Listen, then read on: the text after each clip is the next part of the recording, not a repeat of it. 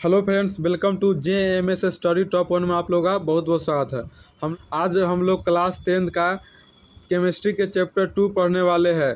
Chapter 2 में हम लोग का टॉपिक क्या है? अम्ल तथा भस्म की शक्ति, मतलब अम्ल तथा भस्म की शक्ति के बारे में जाना है। ये आपका वीडियो कितना है? पार्ट 4 है। क्या है? पार्ट 4। हम लोग पार्ट 1, पार्ट 2, पार्ट 3 पर जो अब क्या है अगला पार्ट 4 है। तो जो भी आप लोग अगर नहीं देखे तो पार्ट 1, पार्ट 2 और पार्ट 3 को पहले देख ले, उसके बाद इसको देखिए तो बहुत अच्छे तरह से समझ आएगा। तो पहला क्या है? प्रबल और दुर्बल अम्ल के बारे में। तो पहला क्या है? प्रबल अम्ल। जैसे प्रबल अम्ल और अम्ल तो बहुत सारे होते हैं, लेकिन उसमें कुछ क्या होते हैं? प्रबल होते हैं, कुछ दुर्बल होते हैं। जो प्रबल अम्ल, वे अम्ल जो जल में घुलकर लगभग पूर्णतः आयनिक होकर हाइड्रोजन आयन H+ प्रदान करते हैं, प्रबल अम्ल कहलाते हैं। जैसे में क्या हो जाएगा? HCl, HNO3, H2SO4 इत्यादि। ये सभी क्या है? प्रबल अम्ल है। तो ये प्रबल में बहुत है। प्रबल मतलब क्या होता है? अधिक होता है। क्या होता है? अधिक। तो वे अम्ल जो जल में घुलकर लगभग पूर्णतः मतलब पूरी तरह से क्या होता है? आयनिक हो जाता है, मतलब पूरी तरह से आयनित हो जाता है। हाइड्रोजन आयन प्रदान करते, क्या करते हैं? हाइड्रोजन आयन प्रदान करते, उसे क्या प्रदान करते हैं? प्रबल अम्ल कहते हैं। तो प्रबल अम्ल वे अम्ल जो जल में घुलकर लगभग पूर्णतः आयनित होकर हाइड्रोजन आयन प्रदान करते हैं, प्रबल अम्ल मतलब जल में पूरा तरह से घुल जाएगा, उसे क्या कहते हैं? प्रबल अम्ल कहते हैं। तो प्रबल अम्ल पूरी तरह से जल में घुल जाएगा और H+ प्रदान करेगा, उसे क्या कहते हैं? प्रबल अम्ल कहते हैं। जैसे में होगा HCl हाइड्रोक्लोरिक अम्ल, HNO3 नाइट्रिक अम्ल और H2SO सल्फ्यूरिक अम्ल, ये सब का भी हो जाएगा प्रबल अम्ल हो जाएगा। याद रखिए कि HCl, HNO3 और H2SO4 क्या है? प्रबल अम्ल है। चलिए अगला क्या है? दुर्बल अम्ल, मतलब कमजोर अम्ल जो होता है, मतलब दुर्बल अम्ल, वीक एसिड। तो वे अम्ल जो जल में घुलकर सिर्फ आंशिक रूप से ही आयनित होते हैं, पूर्णतः नहीं होते, दुर्बल अम्ल कहलाते हैं। मतलब दुर्बल अम्ल किसे कहते हैं? वे अम्ल जो जल में घुलकर सिर्फ आंशिक रूप से आयनित होते हैं, पूर्णतः नहीं, दुर्बल अम्ल कहलाते हैं। मतलब दुर्बल अम्ल जो होता है ना, जल में घुल के पूरी तरह से नहीं, आंशिक थोड़ा ही मात्रा में विघटित होगा, मतलब घुलेगा, लेकिन पूरे मात्रा में पूर्णतः नहीं हो पाता। क्या है? पूर्णतः नहीं घुल पाता है। उसे क्या कहते हैं? दुर्बल अम्ल कहते हैं। जल में ये क्या पूरी तरह से घुल नहीं पाता, इसे क्या कहते हैं? दुर्बल अम्ल कहते हैं। जैसे हम H2CO3 हाइड्रोजन कार्बोनेट या कार्बोलिक अम्ल भी इसको बोल सकते हैं। ये हो जाएगा CH3 COOH एसिटिक अम्ल। क्या हो जाएगा? एसिटिक अम्ल हो जाएगा। अगला क्या है? HA3BO3 आपका ये हो जाएगा बोरिक अम्ल हो जाएगा। क्या हो जाएगा? बोरिक अम्ल हो जाएगा इत्यादि। मतलब और भी अम्ल होते हैं। तो दुर्बल अम्ल किसे कहते हैं? तो वे अम्ल जो जल में घुलकर सिर्फ आंशिक रूप से ही आयनित होते हैं, मतलब सिर्फ आंशिक रूप से, पूर्णतः नहीं होता है, पूर्णतः नहीं होते, दुर्बल अम्ल कहलाते हैं। जैसे में H2CO3 CH3 COOH H3BO3 इत्यादि। सांद्र और तनु अम्ल क्या है? सांद्र और तनु अम्ल। तो देखिए सांद्र और तनु अम्ल क्या होता है? विलयन में उपस्थित अम्ल की मात्रा के अनुसार अम्ल सांद्र और तनु हो सकते हैं। जो अम्ल की मात्रा क्या होगा? या तो सांद्र होगा या तनु भी हो सकता है, अधिक भी हो सकता है, कम भी हो सकता है, सांद्र भी हो सकता है और तनु भी हो सकता है। तो चलिए हम लोग पहले किसके बारे में? सांद्र अम्ल के बारे में। तो क्या है? सांद्र अम्ल कॉन्सनट्रेटेड एसिड। क्या है? Concentrated acid. सांद्र अम्ल क्या है? सांद्र अम्ल किसे कहते हैं? तो हो जाए जब विलयन में अम्ल की अधिक मात्रा उपस्थित रहती है तो उसे सांद्र अम्ल कहते हैं। तो याद रखेंगे सांद्र अम्ल किसे कहते हैं? जिसमें ना अधिक मात्रा, अब किसी चीज़ का विलयन हम करेंगे ना, और जिसमें अधिक मात्रा में रहे उसको क्या कहते हैं? सांद्र अम्ल कहते हैं। तो जिसमें अम्ल की अधिक मात्रा उसे क्या कहते हैं? सांद्र अम्ल। जैसे हम लोग देखिए, मतलब चीनी और पानी को जब मिलाते हैं तो शरबत बनता है। तो शरबत में किसकी अधिक मात्रा होती है? जल की होती है। तो जल को उस समय क्या माना जाता है? सांद्र माना जाता है। क्या माना जाता है? सांद्र में ना जब विलयन में अम्ल की अधिक मात्रा उपस्थित रहती है तो उसे सांद्र अम्ल कहते हैं। क्या कहते हैं? सांद्र अम्ल कहते हैं। जैसे देखिए HCl क्या होता है? HCl जब हम क्या HCl क्या हमारे पाचन ग्रंथियाँ में रहते हैं, जो अमाशय रस में कहाँ उपस्थित है? अमाशय रस में रहती है। अमाशय रस में जब ये रहती है तो कितना % रहता है? 1% रहता है, जो हमारे खाना क्या करता है? डाइजेस्ट करता है, पचाने में काम करता है। लेकिन जैसे इसकी अम्लीयता बढ़ जाती है, क्या होती है? इसकी अम्लीयता क्या हो जाएगा? HCl की अम्लीयता मान लीजिए 5% हो जाता है। इसके अमाशय रस में HCl की अम्लीयता अगर 5% हो जाती है तो हम क्या होती है? गैस उत्पन्न होने का क्या, खाना डाइजेस्ट सही से नहीं हो पाता। इसको कम करने के लिए ना मतलब भस्म डाला जाता है। क्या है? भस्म के रूप में क्या लेते हैं हम लोग? दवाई के रूप में क्या लेते हैं? एटासीड लेते हैं। क्या लेते हैं? एटासीड लेते हैं। क्या लेते हैं? एटासीड लेते हैं दवाई के रूप में हम लोग। क्या है? तनु अम्ल। क्या है? तनु डिल्यूट एसिड। जब विलयन में अम्ल की मात्रा अपेक्षाकृत कम रहती है। क्या? जब विलयन में अम्ल की मात्रा अपेक्षाकृत कम रहती है तो उसे तनु अम्ल कहते हैं। क्या कहते हैं? तनु। देखिए सांद्र अम्ल अम्लीयता क्या रहेगी, अधिक रहेगी। जल में अम्लीयता क्या रहेगी, अधिक रहेगी। और तनु अम्लीयता क्या रहेगी, कम रहेगी। तो जब विलयन में अम्ल की मात्रा अपेक्षाकृत कम रहती तो उसे तनु अम्ल कहते हैं। क्या कहते हैं, तनु अम्ल कहते हैं। जैसे मान लीजिए कि ACl, अगर ACl 1% है ना, 1% है तो ये क्या हो जाएगा, तनु अम्ल हो जाएगा। क्या हो जाएगा, तनु अम्ल कहलाएगा।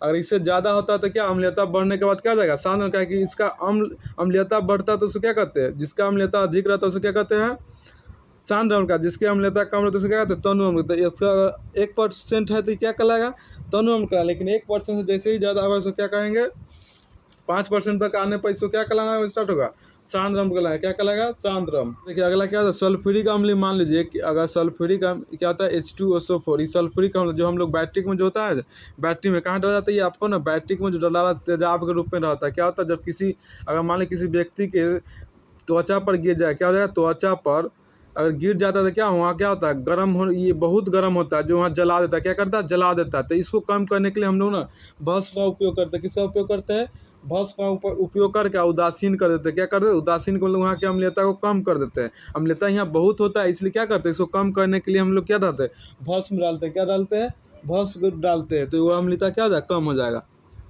क्या हम लोग का टॉपिक क्या है, प्रबल और दुर्बल भस्म। क्या है, प्रबल और दुर्बल भस्म। तो हम लोग क्या पहले पढ़ लिए, प्रबल और दुर्बल अम्ल के बारे में पढ़ लिए। अब क्या जानेंगे, प्रबल और दुर्बल भस्म के बारे में। तो चलिए पहला क्या है, प्रबल भस्म। क्या है, प्रबल भस्म। तब वे भस्म जो जल में घुलकर लगभग पूर्णतः आयनित होकर हाइड्रोक्साइड आयन OH प्रदान करते हैं। प्रबल भस्म या प्रबल क्षार कहलाते हैं। तो प्रबल भस्म या प्रबल क्षार क्या होता है, तो वे भस्म जो जल में घुलकर लगभग पूर्णतः आयनित होकर हाइड्रोक्साइड, क्या देखिए, पूर्णतः आयनित होकर हाइड्रोक्साइड आयन प्रदान करते हैं, प्रबल भस्म या प्रबल क्षार कहते हैं।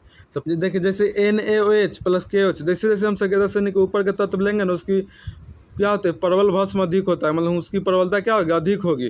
जैसे पोटेशियम हो जाएगा, सोडियम हो जाएगा, इसकी प्रबलता क्या अधिक होती है, NaOH KOH। इसकी यह प्रबल भस्म क्या है, प्रबल भस्म है। क्या है, दुर्बल भस्म क्या है, दुर्बल वीक बेसेज। मतलब वे भस्म जो जल में घुलकर सिर्फ आंशिक रूप से ही आयनित होते हैं, पूर्णतः नहीं। दुर्बल भस्म या दुर्बल क्षार कहलाते हैं। तो क्या होता है, दुर्बल भस्म, तो वे भस्म जो जल में घुलकर सिर्फ आंशिक रूप में ही आयनित होते हैं, पूर्णतः नहीं।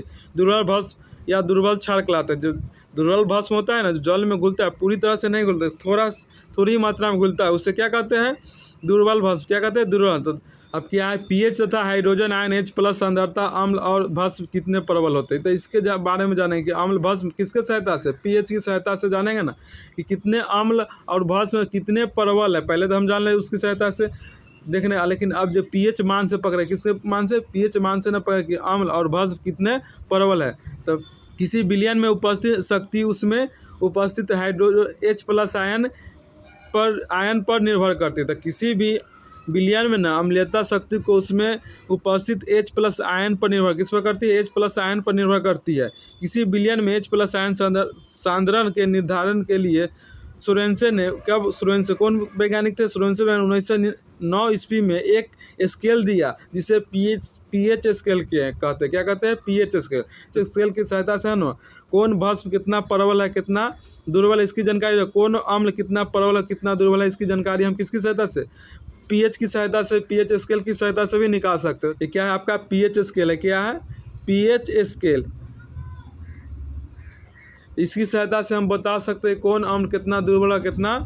pH स्केल की सहायता से हम लोग बता सकते हैं कौन अम्ल दुर्बल है, कौन अम्ल प्रबल है। इसकी जानकारी हम लोग pH की सहायता से भी कर सकते हैं। देखिए pH का मान 0, 1, 2, 3, 4, 5, 6, 7, 8, 9, 10, 11, 12, 13, 14 तक दिए हुआ है आपका pH स्केल में। तो यहाँ होता है उदासीन होता है, मतलब यहाँ पर ना अम्ल होता है ना भस्म। यहाँ पर भस्म अम्ल क्या होता है, 0 होता है। जैसे जैसे आप इधर बढ़ते जाए ना, अम्लीयता क्या होगी, बढ़ती जाए। जैसे यहाँ पर अम्ल क्या है, मतलब अम्लीयता जो अम्ल जो होता है ना, अम्ल की जो मात्रा अगर जितना अधिक रहेगा उतना कम रहता है। याद रखिए कि अम्ल की मात्रा जितना अधिक रहती है उतना कम। मान लें कि यहाँ अम्ल 0 है, तो जैसे बढ़े तो यहाँ थोड़ा अम्ल रहेगा, जैसे आगे तो यहाँ अधिक हो जाएगा, फिर आगे बढ़े तो क्या हो जाएगा, अधिक हो जाएगा, फिर आगे बढ़े तो अधिक हो। इससे पता चल रहा है कि ना जितना अम्ल की मात्रा, मतलब अगर 6 है तो क्या अम्ल की मात्रा यहाँ पर क्या होगी, कम होगी। मतलब pH के स्केल में क्या होगा, कम अम्लीय होगा। क्या है कि कम अम्लीय क्यों होगा? क्या यहाँ पर देखिए इस 7 के बगल में, उदासीन के बगल में, इसलिए इसकी अम्लीयता क्या होगा? कम होगा। और जैसे जैसे हम आगे बढ़ेंगे वैसे वैसे अम्लीयता क्या हो जाएगी? बढ़ती चली जाएगी। तो इसको याद रखिए कि पीएच स्केल में अम्ल की मात्रा जितना कम आपको रहेगा उतना अधिक होता है। मतलब जितना अम्ल की मात्रा जितना कम देखा है उसमें क्या होता है? उतना अधिक होता है। जैसे मान लीजिए 1 सबसे अधिक अम्लीयता कौन हो जाएगा? तो 1 हो जाएगा। क्या है? पीएच स्केल में सबसे अधिक अम्लीय कौन हो जाएगा? तो 1 हो जाएगा। सबसे कम कौन होगा? 6 हो जाएगा। अब देखिए इसमें क्षारीयता क्या होगा? भास्मिका क्या बढ़ते चली जाएगा। जैसे यहाँ से देखो उदासीन है तो इससे कितना 8 है, थोड़ा कम उदासीन, इससे थोड़ा ज़्यादा ये हो जाएगा, इससे थोड़ा ज़्यादा ये हो जाता है। तो जैसे जैसे आगे बढ़े उससे क्या होता है? क्षारीयता क्या होता है? बढ़ती जाती है। सबसे अधिक क्षारीयता किसकी होती है? 14 के। और सबसे कम अम्लीयता, सबसे अधिक अम्लीयता किसकी होती है? तो 1 के। सबसे कम अम्लीय कौन होते हैं? तो 6 होते हैं। सबसे कम भास्मिक कौन होते हैं? तो क्षारीय कौन होता है? 8 होते हैं। तो याद रखिए सबसे कम भास्मिक कौन होते हैं? 8 होते हैं। सबसे कम अम्लीय कौन होते हैं? 6 होते हैं। सबसे अधिक भास्मिक 14 होते हैं। सब ये आपका हो जाएगा VBI हो जाएगा। क्या हो जाएगा? VBI हो जाएगा। आप इसको अच्छे तरह से याद रखिए। देखिए अम्लीय, देखिए अम्ल का पीएच मान क्या होता है? ये पीएच मान होता है ना 7 से क्या होता है? कम। देखिए 7 से कम है ना, तो याद रखिए पूछता है आपको एग्जाम में, अम्ल का पीएच मान 7 से कम होता है। भस्म का क्षार का पीएच मान 7 से अधिक होता है। उदासीन विलयन का पीएच मान 7 होता है। इसको हम शुद्ध जल भी बोलते हैं। शुद्ध जल का पीएच मान कितना होता है? 7 होता है। आपको एग्जाम में आता है, या आप क्वेश्चन बैंक में देख सकते हैं। मतलब अच्छी तरह से याद कर लीजिएगा, क्या है कि आपके एग्जाम के लिए बहुत जरूरी 1 नंबर का बात है। इससे 1 नंबर पूछता है। कहता है किसी विलयन के पीएच का मान उसमें उपस्थित H+ आयनों की सांद्रता के लघुगणक का ऋणात्मक मान होता है। क्या होता है? ऋणात्मक मान होता है। हम चलिए शुद्ध जल का निकालते हैं। किसका निकालते हैं? शुद्ध। जैसे पीएच में ना पीएच का सूत्र होता है। जैसे पीएच क्या हो जाएगा आपका? पीएच का हम लोग सूत्र क्या जानते हैं? लॉग क्या हो जाएगा? लॉग H+ आयन, यही ना होता है। तो चलिए H+ आयन पहले हम लोग क्या शुद्ध जल का निकालते हैं। किसका निकालते हैं? शुद्ध जल। क्या जाएगा? शुद्ध जल मतलब क्या जाएगा? इसका कितना होता है? H+ आयन कितना होता है आपका? 1 × 10⁻⁷ होता है। इसको इंटू करें तो हो जाएगा 10⁻⁷। तो शुद्ध जल का H+ आयन कितना? 10⁻⁷ होता है। तो लॉग के सूत्र से हम लोग इसको निकाल सकते हैं। शुद्ध जल का पीएच मान क्या निकाल सकते हैं? लॉग के सूत्र से हम लोग निकाल सकते हैं। तो पीएच क्या जाएगा? सूत्र क्या है? पीएच बराबर में माइनस में लॉग क्या हो जाएगा? लॉग हो जाएगा H+। क्या हो जाएगा? H+ आयन हो जाएगा। तो हम लोग जानते हैं कि लॉग का सूत्र क्या होता है। देखिए यहाँ तो लॉग का सूत्र होता है लॉग 10 के लॉग का सूत्र होता है लॉग m के पावर n। तो हो जाएगा पावर आगे चला जाता है तो n log m हो जाएगा। क्या हो जाएगा? n log m हो जाएगा। तो कितना देखिए कितना दिए हुआ है? H+ आयन कितना दिए है? 10⁻7 हो जाएगा। तो ये आपका हो जाएगा माइनस लॉग क्या हो जाएगा?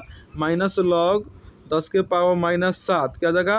10⁻⁷। तो इसको हम लोग क्या मान लेंगे? m मान लेंगे। इसको n मान लेंगे तो ये n आगे चलाएगा ना, ये आपका हो जाएगा माइनस, ये माइनस हो जाएगा। ये आ गया माइनस में 7, ये आपका लॉग, ये आपका हो जाएगा 10। तो हम लोग जानते हैं लॉग 10 का मान कितना होता है? लॉग 10 का मान जो होता है ना 1 होता है। क्या होता है? 1। तो हो जाएगा माइनस माइनस +7। क्या हो जाएगा? +7 गुने लॉग 10 का मान कितना दिए? 1। तो 1 बराबर में 7। और शुद्ध जल का पीएच मान कितना आ गया? 7 आ गया। तो आप किसी को भी हम लॉग रख यहाँ निकाल सकते हैं। किसी के भी हम लेते हैं या भाषण निकाल सकते हैं। आपको इतने तक क्या है? लॉग मतलब शुद्ध जल का निकाल, आप इसी तरह किसी का भी रख के निकाल सकते हैं। जैसे आम का निकाल सकते हैं, भस्म का निकाल सकते हैं, जितना है जिसको निकाल सकते हैं। अगर 7 से अधिक आया तो क्या कहलाएगा? भस्म कहलाएगा। 7 से कम आया तो क्या कहलाएगा? अम्ल कहलाएगा। तो हम लोग आज हम लोग का वीडियो यहीं तक समाप्त होता है। अगले वीडियो में हम लोग क्या पढ़ेंगे? दैनिक जीवन में पीएच का महत्व। क्या हुआ? दैनिक जीवन में पीएच का महत्व है। क्या पढ़ेंगे? दैनिक जीवन में पीएच का महत्व के बारे में जानेंगे।